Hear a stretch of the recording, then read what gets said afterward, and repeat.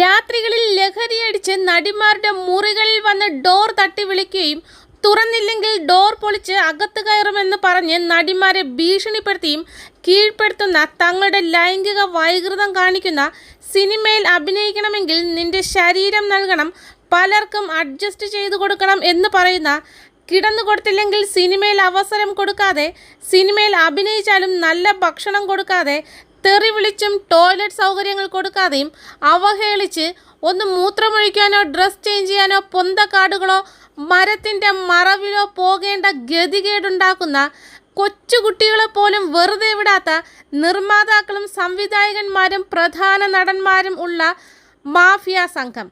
ഇവർ നശിച്ചു പോകണേ എന്ന് യാതൊരു മനുഷ്യത്വമുള്ള ആളുകളും ചിന്തിക്കും.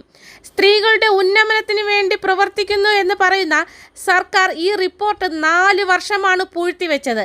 സിനിമ മാഫിയയ്ക്ക് സർക്കാരിലുള്ള സ്വാധീനം എത്രയാണെന്ന് ആർക്കും മനസ്സിലാകും. ഹേമ കമ്മിറ്റി റിപ്പോർട്ട് വെറുതെ കുറച്ച് പേരുടെ വായ്മൊഴിയല്ല, ഓഡിയോ, വീഡിയോ, വാട്സപ്പ് ചാറ്റ് തുടങ്ങിയ തെളിവുകൾ സഹിതമാണുള്ളത്. ഇതെല്ലാം ഉണ്ടായിരുന്നിട്ടും എന്തുകൊണ്ടാണ് സർക്കാരെ നിങ്ങൾ പേടിക്കുന്നത്? ഈ നരാധമന്മാരായ ലഹരിക്ക് അടിമകളായ ലൈംഗിക വൈകൃതമുള്ള വൃത്തികെട്ടവന്മാരുടെ പേര് പുറത്തുവിടാത്തത്? ഇരട്ടച്ചങ്കുള്ള ആളിന് ചങ്കൂറ്റമുണ്ടെങ്കിൽ പേരുകൾ പുറത്തുവിട്ട് FIR ഇട്ട് കേസെടുക്കൂ. ധൈര്യമുണ്ടോ സർക്കാരെ? ഈ മൊഴികളിൽ പറയുന്നത് ഒരു പെൺകുട്ടി സിനിമയിൽ അഭിനയിക്കാനായി വന്നാൽ അതിനുവേണ്ടി ബന്ധപ്പെടുന്ന ആദ്യ വ്യക്തി, അതായത് ആ സിനിമയുമായി കൂട്ടിമുട്ടിക്കുന്ന ആദ്യ വ്യക്തി മുതൽ പെൺകുട്ടിയോട് പറയുന്നത് സിനിമയിലെ തിരക്കഥയല്ല, കഥയല്ല, ഷൂട്ടുകളെക്കുറിച്ചല്ല, അഡ്ജസ്റ്റ്മെൻറ്റ് തന്നെ തയ്യാറാണോ എന്നാണ് പെൺകുട്ടികളോട് ചോദിക്കുന്നത് എന്ന് ഹേമ കമ്മിറ്റി വ്യക്തമായി പറയുന്നു. സഹകരിച്ചാൽ മാത്രം അവസരം. വളരെ ലജ്ഞാകരം. ഈ റിപ്പോർട്ട് പൂഴ്ത്തിവെക്കാനാണ് സിനിമാ മേഖലയിലെ പലരും കോടതിയിൽ പോയത്. നമ്മൾ മലയാളികളുടെ മനസ്സുകളിൽ താരങ്ങളായി തിളങ്ങി നിന്ന സിനിമാ മേഖലയിലെ ഒട്ടുമിക്ക പുരുഷന്മാരും ലൈംഗികാതിക്രമക്കാരും പക്ക ക്രിമിനൽസുമാണെന്ന തെളിവുകളാണ് ഇന്ന് പുറത്തു വന്നത്. അതായത് ഹേമ കമ്മിറ്റി റിപ്പോർട്ട് ഇന്ന് ഉച്ചയ്ക്ക് പുറത്തുവിട്ടു. താരവിഗ്രഹങ്ങൾ തകർന്നുടഞ്ഞു. ഇന്നലെ വരെ സിനിമാ മേഖലയെക്കുറിച്ച് ഊഹാപോഹങ്ങളായിരുന്നു ഉണ്ടായിരുന്നത്. ഇന്ന് നമുക്ക് മുന്നിൽ അവയെല്ലാം 100% സത്യമാണെന്ന തെളിവുകൾ എത്തിക്കഴിഞ്ഞു. ലൈംഗിക ചൂഷണം കേട്ട് കമ്മിറ്റി ഞെട്ടി എന്ന് റിപ്പോർട്ടിൽ പറയുന്നു. മൊഴികൾ കേട്ടത് വേദനയോടെയും നടുക്കത്തോടെയും എന്ന് ഹേമ കമ്മിറ്റി. ചൂഷണം നടത്തുന്നവരിൽ പ്രധാന നടന്മാരുമുണ്ട്. സ്ത്രീകൾ വലിയ തരത്തിലുള്ള ലൈംഗിക ചൂഷണത്തിന് ഇരയാക്കപ്പെട്ടിരിക്കുന്നു. അവസരങ്ങൾ കിട്ടാൻ വിട്ടുവീഴ്ച ചെയ്യേണ്ടതായി വരുന്നുണ്ട്. ചൂഷണം ചെയ്യുന്നവരിൽ മലയാള സിനിമയിലെ പ്രധാന നടന്മാർ ഉൾപ്പെട്ടിട്ടുണ്ട്.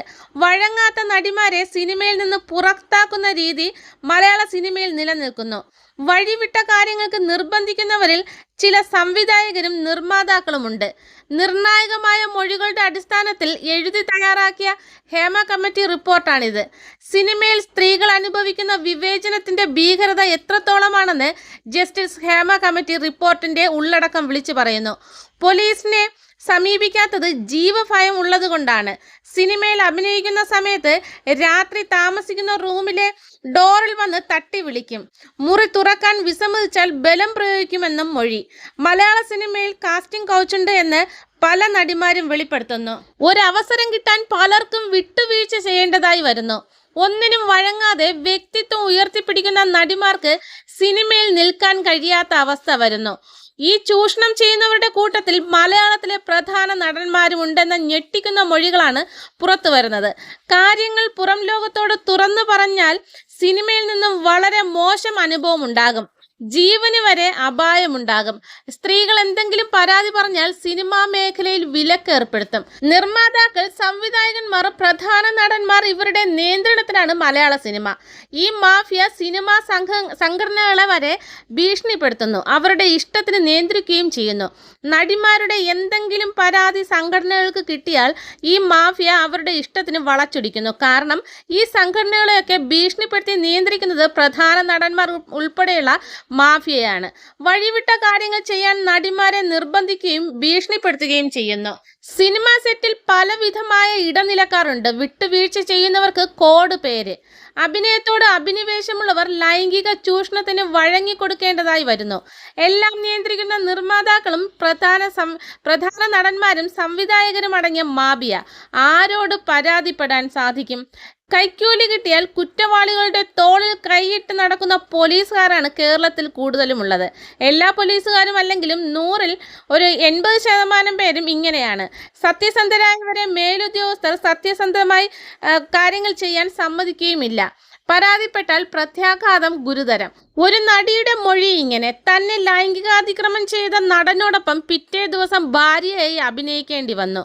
വെറുപ്പ് കൊണ്ട് അയാളുടെ മുഖത്ത് നോക്കാൻ കഴിയാതെ ഒരു ഷോട്ട് തന്നെ 17 തവണ എടുക്കേണ്ടതായി വന്നുവെന്ന്. ഒരുപാട് വർഷങ്ങളായി പുരുഷാധിപത്യം, അഭിനയമോഹവുമായി സിനിമാ മേഖലയിൽ കടന്നുവരുന്ന ഒരു പെൺകുട്ടിക്ക് പലരോടും കോംപ്രമൈസ് ചെയ്യേണ്ടി വരുന്നു.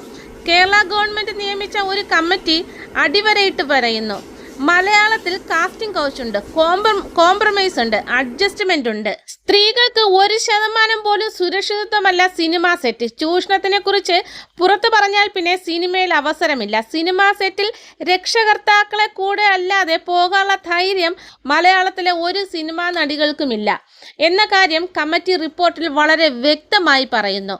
അധംപതിച്ച സിനിമാ മേഖല എല്ലാം ഭയത്തോടെയാണ് സഹിക്കുന്നത്. അല്ലെങ്കിൽ തങ്ങൾക്ക് മാത്രമല്ല തങ്ങളുടെ ബന്ധുക്കൾക്ക് വരെ ജീവന് ആപത്തുണ്ടാകുമെന്ന് മൊഴി. ഏജന്റുമാർ ഇടനിലക്കാരാകുന്നു. ഇതിനൊക്കെ എതിരെ പ്രതികരിച്ച WCCയിലെ അംഗങ്ങളായ നടിമാർക്ക് വിലക്കേർപ്പെടുത്തി. ഈ നടിമാരെ സിനിമയിൽ അഭിനയിപ്പിക്കരുത് എന്നായിരുന്നു നിർദ്ദേശം. തെറ്റ് ചൂണ്ടിക്കാട്ടുന്ന നടന്മാർക്കെതിരെയും വിലക്കേർപ്പെടുത്തും. അതുകൊണ്ട് പേടിച്ച് ന്യായത്തിന്റെ ഭാഗത്ത് നിൽക്കുന്ന നടന്മാർ പോലും ഒന്നും മിണ്ടാറില്ല, പ്രതികരിക്കാറില്ല. വെളിപ്പെടുത്തലുകളിൽ പോക്സോ കേസുകളും ഉണ്ട്. അതായത് കുഞ്ഞു മക്കളെ പോലും ഇവറ്റകൾ വെറുതെ വിടാറില്ല. നിർഭയമായി ആർക്കും, അതായത് വൃത്തികേടുകൾക്ക് കൂട്ടുനിൽക്കാത്ത നടന്മാർ ഉൾപ്പെടെയുള്ളവർക്ക് ജോലി ചെയ്യാൻ കഴിയില്ല. പഠിച്ച ശേഷം പ്രതികരിക്കാമെന്ന് ഹേമ കമ്മിറ്റി റിപ്പോർട്ടിനെ കുറിച്ച് അമ്മ സംഘടനയുടെ തലപ്പത്തിരിക്കുന്ന സിദ്ദിഖ്. ഈ സംഘടനയുടെ പേര് നിങ്ങളുടെയൊക്കെ സ്വഭാവങ്ങളെ വെച്ച് ഒരു വിധത്തിലും ചേരുന്നതല്ല. ദയവായി നിങ്ങൾക്ക് യോജിച്ച മറ്റെന്തെങ്കിലും പേരിടോ. തിളങ്ങുന്നതെല്ലാം താരങ്ങളല്ല, ഉപ്പ് പഞ്ചസാര പോലെ തോന്നിപ്പിക്കും എന്ന് റിപ്പോർട്ടിൻ്റെ ആദ്യ പേജിൽ പറയുന്നു. ഈ റിപ്പോർട്ട് പുറത്തു വരാതിരിക്കാൻ ഒരുപാട് ഇടപെടലുകൾ ഉണ്ടാകുന്നതും കോടതിയിൽ കേസ് ഫയൽ ചെയ്യുന്നതും നമ്മൾ കുറച്ചു നാളായി വാർത്തകൾ കണ്ടതാണ്. ഇവരുടെയൊക്കെ ഇടപെടലുകൾ കൊണ്ട് 4 വർഷമാണ് സർക്കാർ പൂഴ്ത്തിവെച്ചിരുന്നത്. 233 പേജ് അടങ്ങുന്ന ഈ റിപ്പോർട്ടിൽ മൊഴി കൊടുത്ത നടിമാർ ഒരുമിച്ച് മുന്നോട്ട് വരണം. എന്തായാലും എല്ലാം സംഭവിച്ചു കഴിഞ്ഞില്ലേ? വരുന്ന തലമുറയ്ക്കെങ്കിലും ഇത്തരം പ്രശ്നം വരാതിരിക്കാനായി ഇരകളായ നടിമാർ മുന്നോട്ട് വരണം. ഗവൺമെന്റിനെ പോലും പേടിപ്പിച്ച് പേരുകളോ മുഴുവൻ മൊഴിയോ പുറത്തുവിടാൻ സമ്മതിക്കാത്ത ഒരുപാട് വർഷങ്ങളായി നടിമാരെ ഇത്രയും ദ്രോഹിച്ച എല്ലാ നരാധമന്മാരുടെയും പേരുകൾ പബ്ലിക്കായി പറയണം. ബന്ധുക്കളും പൊതുജനവും അവരോടൊപ്പം നിൽക്കണം. കുറ്റപ്പെടുത്താതെ സപ്പോർട്ട് ചെയ്യണം നടിമാരെ. സിനിമ മാത്രമല്ല, ഏത് മേഖലയിലാണെങ്കിലും സ്ത്രീകൾക്ക് പേടി കൂടാതെ ജോലി ചെയ്യാൻ സാധിക്കണം. അതിന് ആണുങ്ങൾക്ക് പേടി വേണം. സ്ത്രീകൾ മുന്നോട്ട് വന്ന് എല്ലാം തുറന്നു പറഞ്ഞ് ശിക്ഷ വാങ്ങിക്കൊടുത്താൽ മാത്രമേ ഇവറ്റകൾക്ക് പേടിയുണ്ടാകൂ.